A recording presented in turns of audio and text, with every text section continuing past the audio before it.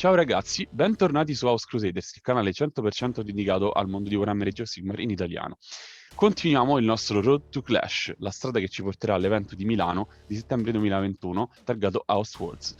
Continuiamo con le nostre interviste per diciamo, esplorare le nazioni di questo grande evento che avremo tra pochi mesi ormai.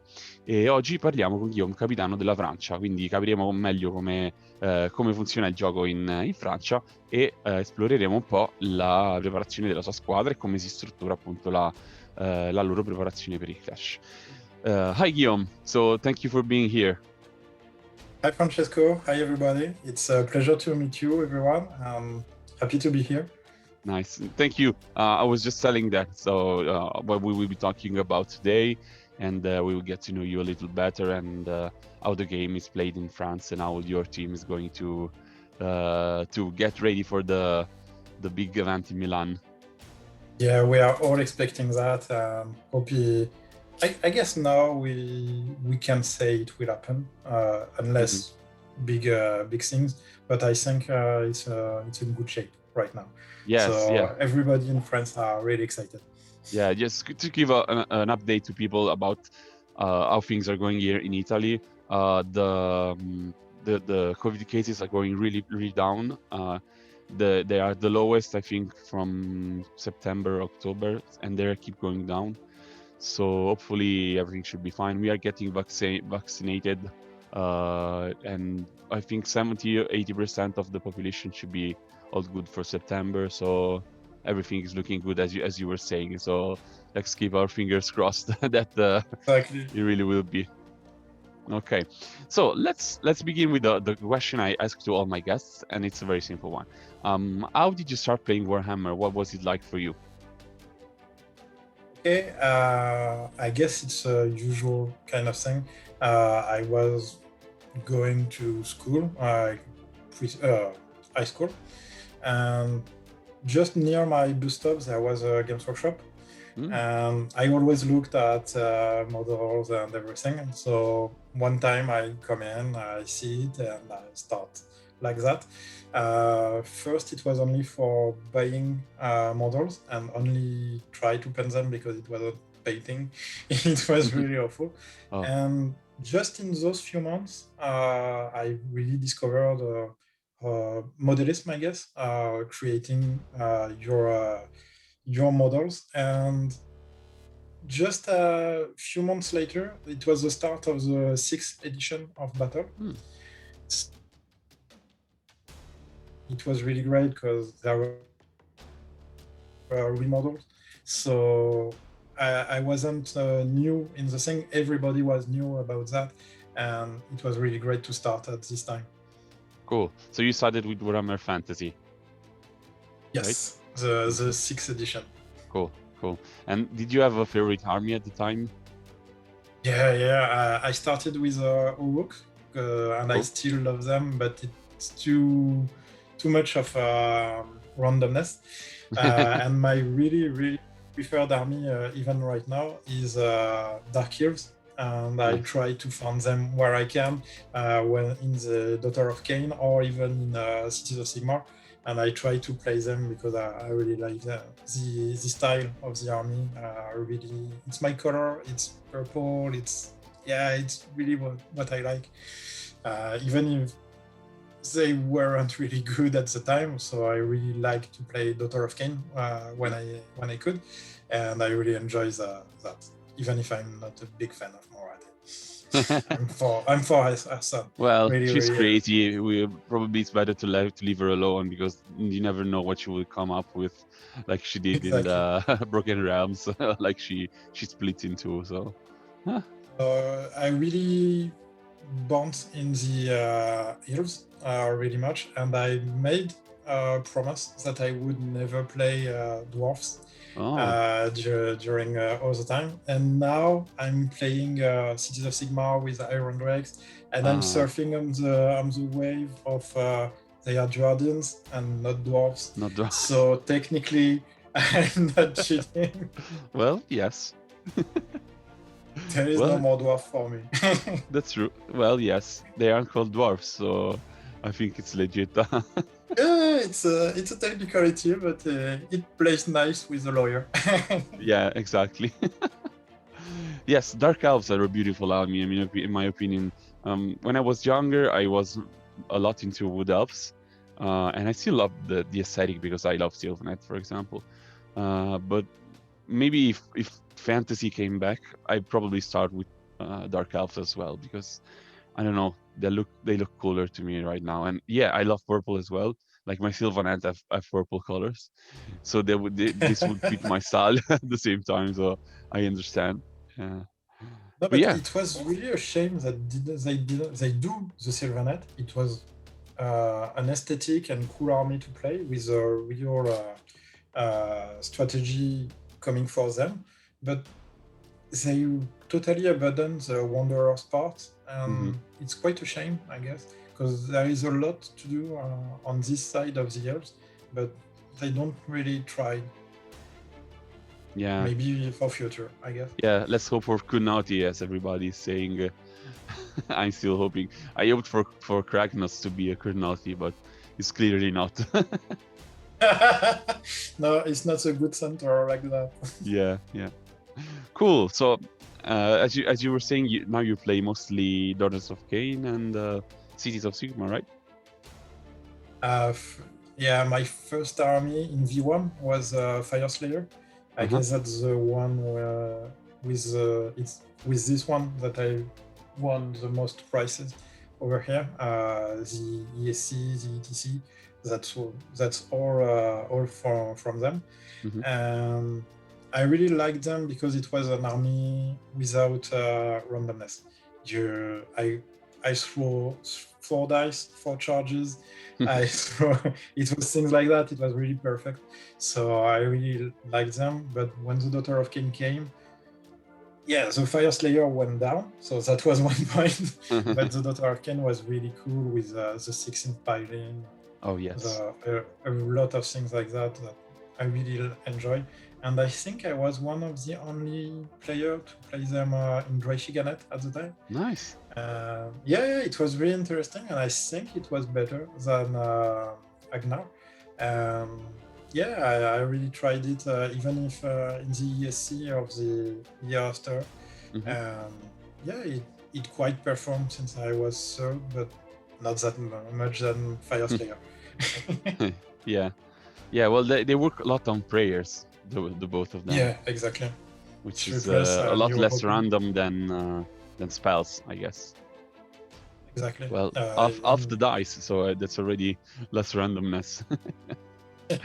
And the opponent can't stop them most of the time. So Exactly. You cannot dispel them. You just have to react. And even most at the time, the most important thing was not a prayer. It was automatical for the hmm, battle shock immunity. So yes, which really, brew? really, yeah. I guess I like not random Well, in my army. I can't blame you because when you can take out randomness from a game like this, it starts to get better and better because you don't rely on dice rolls and you don't rely on Yeah, and luck. more on your tactical choice. Yeah, absolutely. So, going from this, we have a good segue to talk about what would a person coming from another country and going to play in France would feel like? What kind of do you think there's a specific French meta? How does the game look for you guys? Okay, I will separate your question in two. Yes. First, I guess we have French meta Hmm. because we don't have the hobby aspect. It's a little bit a shame, I admit it, but we don't have that in tournament. That way, we don't have painting or aesthetic of the army counting during tournament. Not at all. We give gift or goodies to people with the best army, best looking army, but we don't incorporate that in the hobby like the English one that do a lot of that, and I think it's good for the hobby. But in French, not at all. It's really you are going in for the tournament, and maybe it's because of that, but we have a really shape meta around the big units. Like it's not a shame in France to play like 30 models of the same unit. Where I think in America, Australia, or English, I don't see that much. I think it's people. When I ask people, they say it's not fun to paint 90 of the same model. And I say, hey, it wins, so no problem for me. But yeah, I think it's a part of the hobby that is not in our tournament that reflects on our meta. And the second part of the question is how is it for people that came in France to play? And I guess it will be quite difficult. French don't speak English very well, like you can hear me. But and I'm part of the best one. So if you came in French to play a tournament, I guess you really need to know a little bit of French. Otherwise, it will be very difficult to speak with all your opponent in English. The competitive player will speak in English, no problem. But most of the players that came won't speak more than 2 words in English. It's quite surprising since French is really almost in the center of Europe, and all other countries like Germany or Swiss or others really speak well in English. But French is not quite good for the other language. We still think French is better. So it will be very difficult, I guess. Well, that's fair. I mean, French is a beautiful language, in my opinion.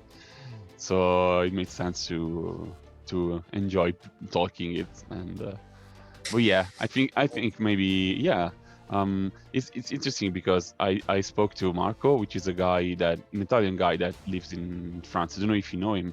And he told me and talked to the audience about how the ranking system is structured, the types of tournament. I think you guys have like 3 big tournaments around France, is it?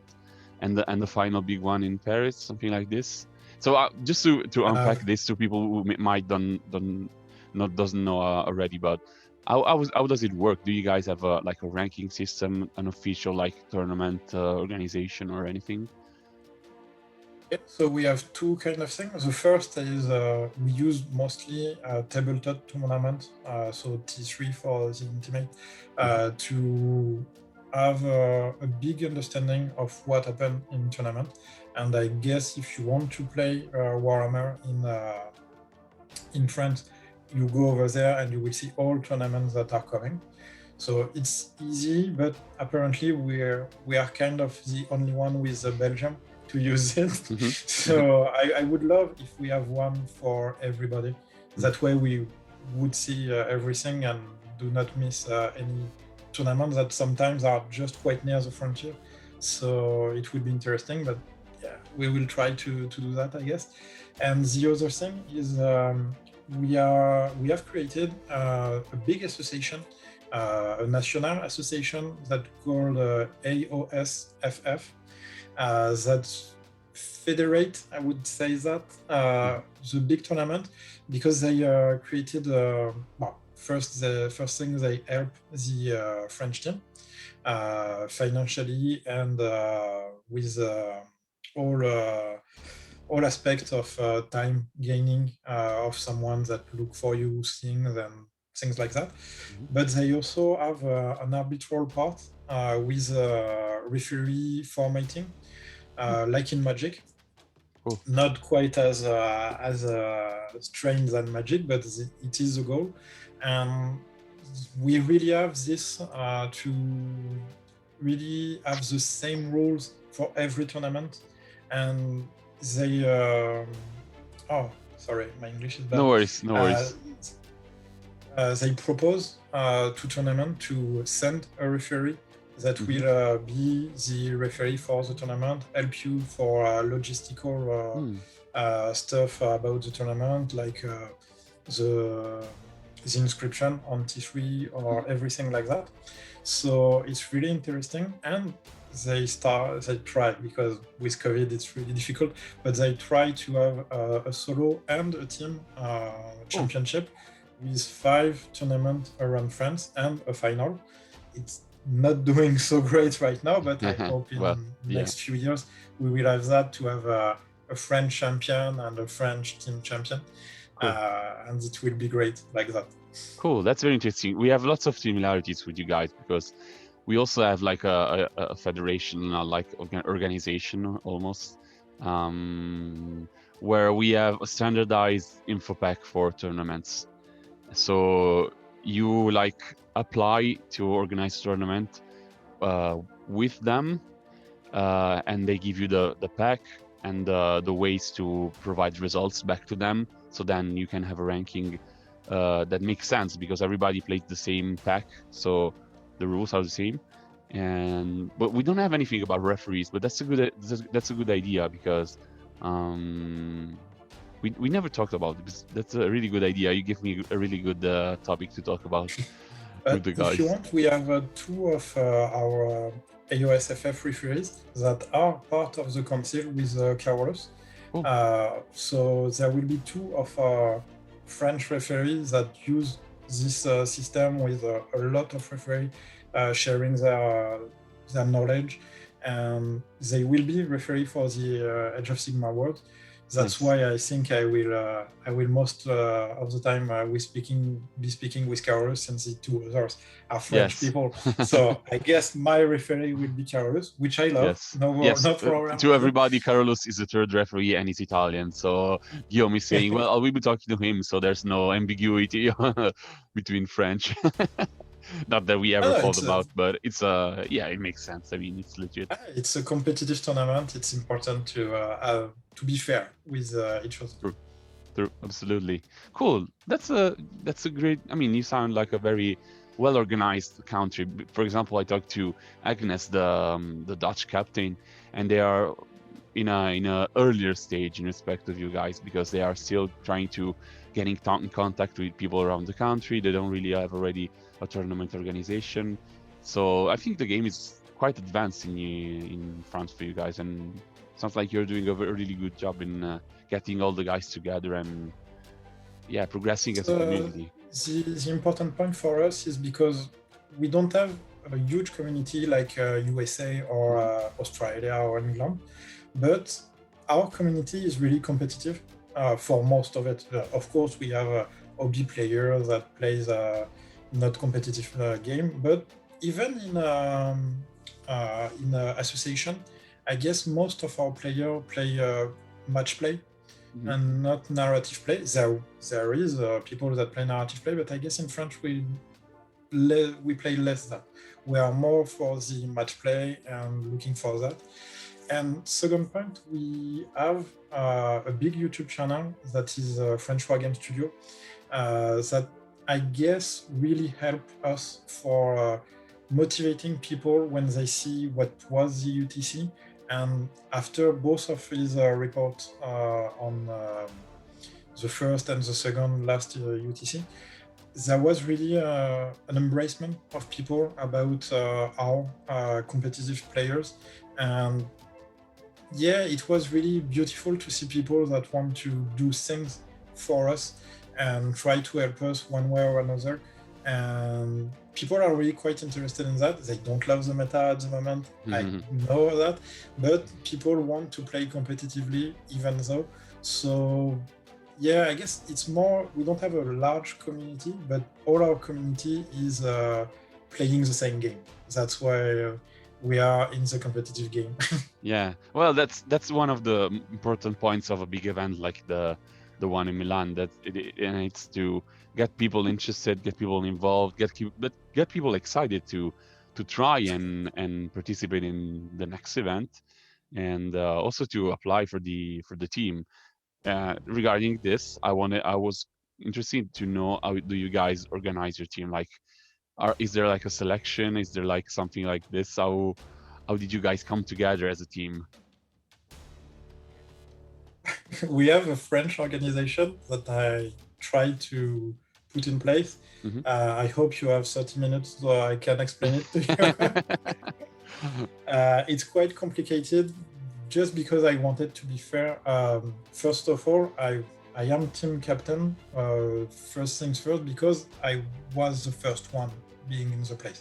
Okay. To explain why, for the world or for the UTC, it's first arrived, first served kind of thing. So Yes. if you come here at the world and you pay the fee to refer to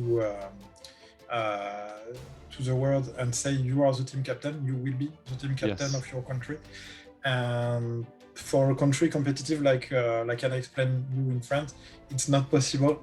I cannot be someone that just I'm here, I was the Well, first, so democracy fuck is off. important in France, so it's not like something to see. So no, it's not possible, and I try to do something that is fair. And what I would say is, my point is, if I think I'm the best person to Yes. be the captain right now, but I want the possibility that for next captain, if there is someone that is the best person to be the team captain for France, I want that he came captain right away. Yes. That it will not be painful for him to prove that he can be it. So our organization. So I'm the team captain, and I select 2 people to be selectioner with me to take a bigger group of 20 people. I would say it will be changing in ages, but for now it's 20 people. And so we take 20 of the competitive players in France. Those 20 competitive players will be part of the team because they will help us in the reflection, and I need to select the team between them. Once the event is over, those 20 will vote for the next captain. Okay. And everything will be a snowballing every year. Okay. So it's quite interesting because it's the concerned player, it's all the competitive players that can vote, but it's quite difficult for the team captain to stay team captain since he selects 6 of 20, so obviously 14 of them are not quite happy being not selected. Yes. So you really need to be a big captain that plays well and do things well, so they still voting for you. That's what I created because in other country and in 40K they use a tournament to see the winner of the tournament is the captain, and I think it's quite good. Sincerely, it's the trial there is no system. debate. Yeah, there is no debate. You are the best. Yes. You selected, but I don't think it's the best for the team because in this tournament, if we play a tournament like that right now, it's obvious that I will have some players, but I'm not sure that for example, my Seraphon player will be the best Seraphon player of all the tournament. But if he's the one that selected me because I became captain because of him, I need him for next year. So I will take him in the French team. I want the team to be the best one, so I need the possibility to take a Seraphon player in another team. But yeah, it's difficult because you will have to discuss with people. You will have to it's quite difficult. But I think it's like I say, the fairest I can, and I hope it's seen like that. Most people will see the friendship about selection and everything. So what can I do? No, yeah, I really like it. I mean, yes, as you were saying, the fairness sounds real because it is really a democratic process. And as you were saying, yes, trials are an option, but at the same time, as you were saying, I don't think that they're the best in this situation because it's not like, I don't know, the World Cup or something like this. And even then, if trials were a thing for sports, the champions of a country would be the selected in the team automatically.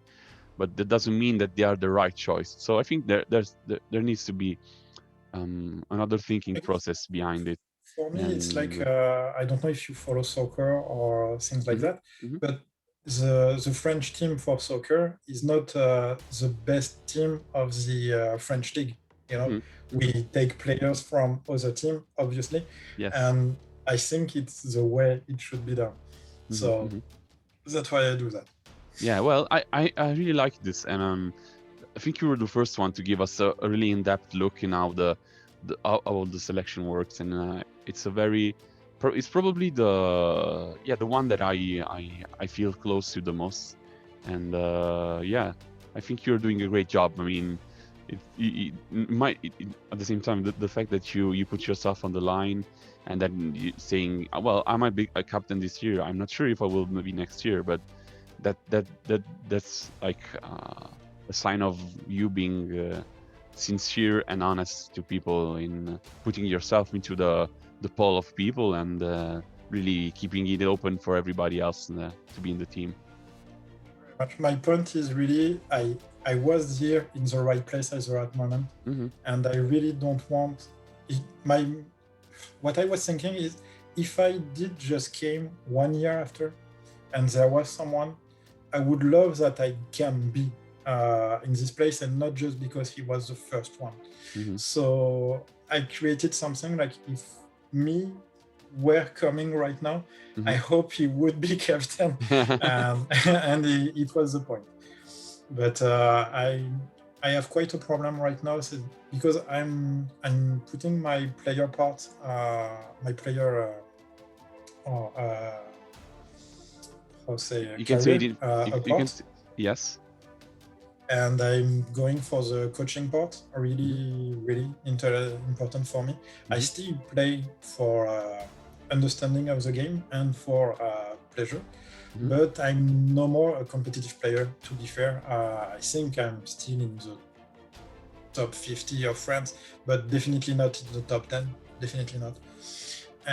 But I hope that I'm a good coach, and I'm working on that. And I think it's difficult to to estimate how someone can be a good coach. Mm-hmm. Mm-hmm. I'm really trying to operate that, and I think it's what makes me stay captain for now is because I'm the only one in France really trying to be a coach a part of being a player. Well, yeah, that's that's a good point.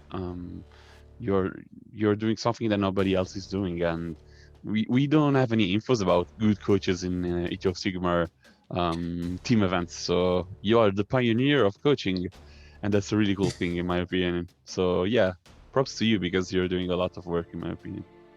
I guess a good coach, if you can interview Tom Mosley, I Mm-hmm. think Mm-hmm. in England, sorry, I think he's one of the best coach right now in Warhammer Age of Sigmar. Well, yeah, that's a good suggestion. I will keep that in mind. Okay, so let's bring this home.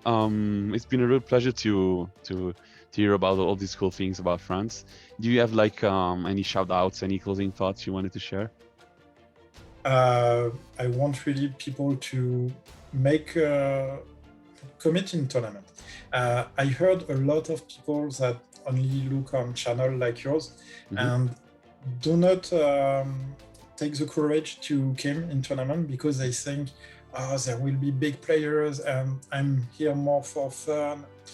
There is fun in tournament. It's Oh not yes. because you don't strike for the first place. You can come at a tournament and just are enjoying being at the half of tournament. When I was young, I wasn't a good player at all, but I came in tournament of battle just to meet people, enjoy, and first advice I can give you is come at a tournament with friends. Like Yes. you come at a tournament with 5 friends, and maybe you will not be in the podium or anything near, but it will be challenging with each other of your friends to see I'm 14. What are you? Yeah, I'm exactly. 15, man. I'm coming for you. It's we did play like that, and when I was playing battle, and yeah, we knew that we wouldn't be in the first place, but being 15 or 14 will make our day, and Yes. we really enjoy this, and a weekend in buddies, coming for tournament, thinking about list, painting our Yeah. models. It's really part of the hobby for me. So really what I want to share with people is go to tournament, even if you don't come for the competitive part. I think there is something for you too. Yeah, absolutely. And well, you're from Guillaume, which is a part of the basically World Championships of Video Sigmar. So we are like the top notch and competitive part of the game. So yes, people can come have fun. I was thinking that the video which I had the most fun doing was with Darren Watson. I'm sure you know of, Yeah, and he's like of course. one of the probably best players in the world, I guess. But he was Of so much fun to talk with, and he's such a good person that I mean, if you play with him, I'm sure you'll have a good time, regardless of how the game goes. So yeah, don't be shy and come to exactly. events to meet new friends as well, and that's really good occasion. The one in Milan especially is a good occasion to meet new friends and friends that are not maybe from your country, so you can set new ties, new relationships, and it's an exciting idea for me. Yeah, and like you say, competitive player doesn't mean aggressive player Hmm. or non-friendly player. Really, Exactly. you can have big important days and in tournaments. So don't hesitate. Just come. True. Okay, Guillaume, merci beaucoup. Thank you so much. Thank you And very much for inviting me. no worries, no worries. All the best for the preparation. We have still a Thank you couple very of much. months coming. Even though AOS 3 is coming, we have to keep focus on AOS 2. It's not gonna be easy, but we'll try. And yeah, we'll talk to you later, and I will see you in Milan at the same time. Yeah. Okay. We'll see you in Milan then, guys. Okay. Thank you, Guillaume. Bye bye. Bye.